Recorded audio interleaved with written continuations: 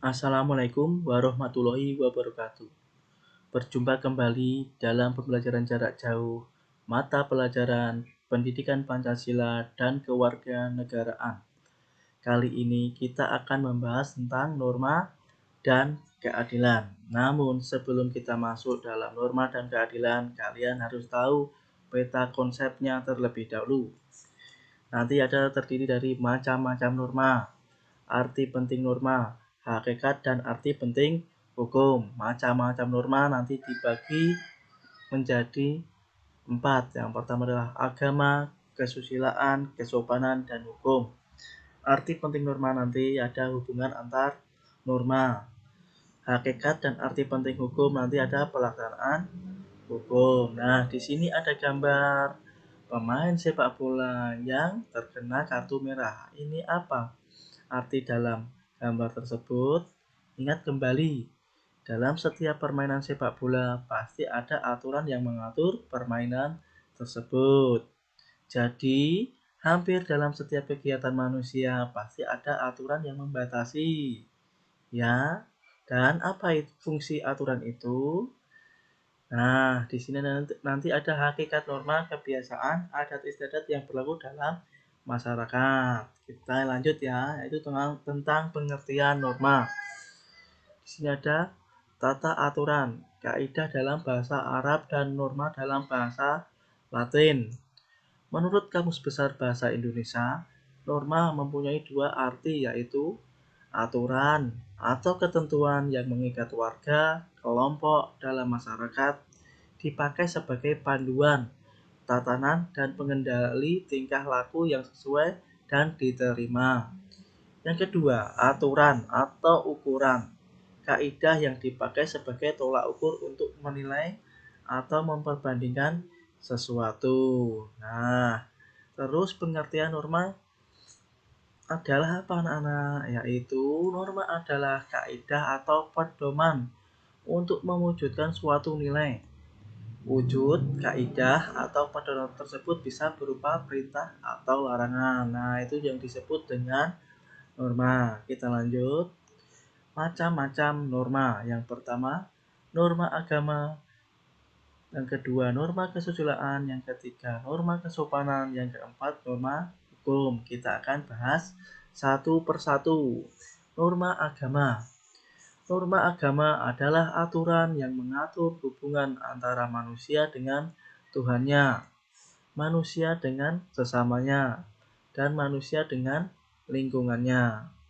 Tujuan norma agama adalah mencapai kebahagiaan hidup di dunia dan di akhirat. Sumbernya adalah wahyu Tuhan yang terhimpun dalam kitab suci setiap agama. Contohnya yaitu larangan mencuri, larangan berbohong, dan lain-lain ya anak-anak. Oke, kita lanjut. Yang kedua adalah norma kesusilaan. Peraturan hidup yang berasal dari hati sanubari manusia, sehingga sifatnya umum dan dapat diterima secara universal. Pelanggaran norma ini adalah pelanggaran perasaan yang berakibat penyesalan. Contohnya apa, anak-anak?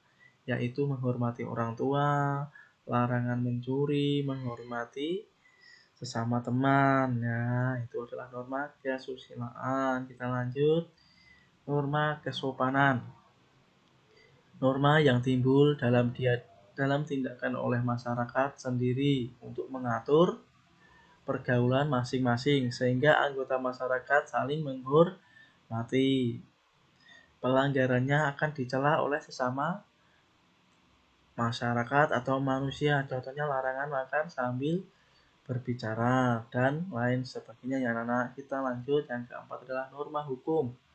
Peraturan yang timbul dan dibuat oleh lembaga kekuasaan negara. Isinya mengikat semua orang dan pelaksananya dapat dipertahankan dan paksaan. Pelanggarnya akan mendapat sanksi yang tegas. Contohnya dilarang mengganggu ketertiban umum. Nah, itu adalah dari norma hukum. Kita lanjut. Nah, di sini ada bagan.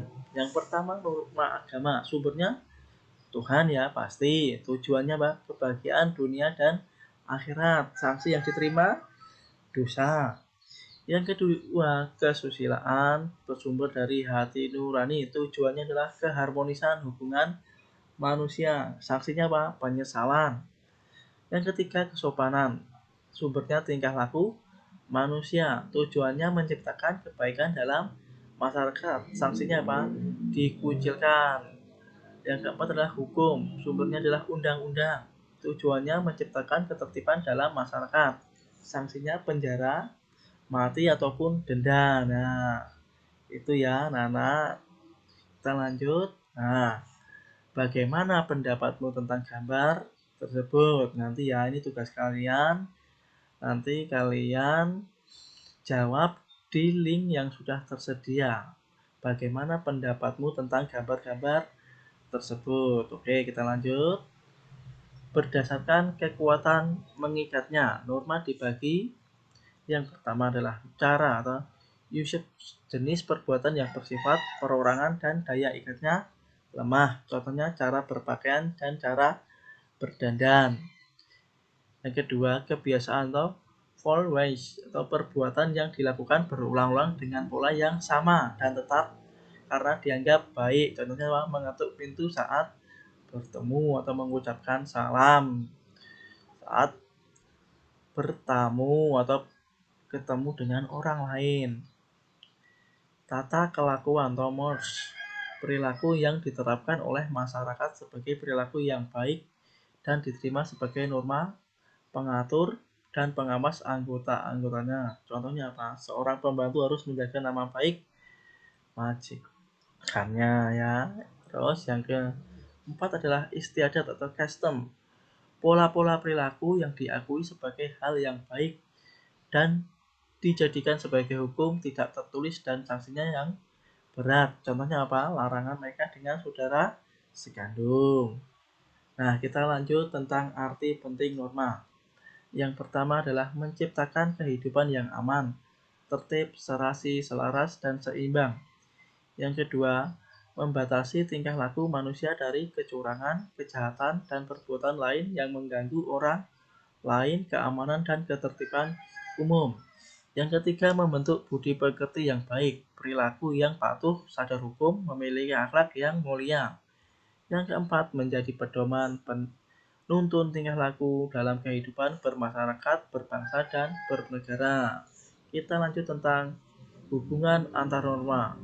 Hubungan antara norma agama, kesusilaan, kesopanan, dan hukum tidak dapat dipisahkan, yaitu saling mengisi dan melengkapi, juga saling memperkuat. Terima kasih. Wassalamualaikum warahmatullahi wabarakatuh. Tapi ingat ya, tugasnya nanti ada di link yang Bapak berikan. Oke, see you. Goodbye.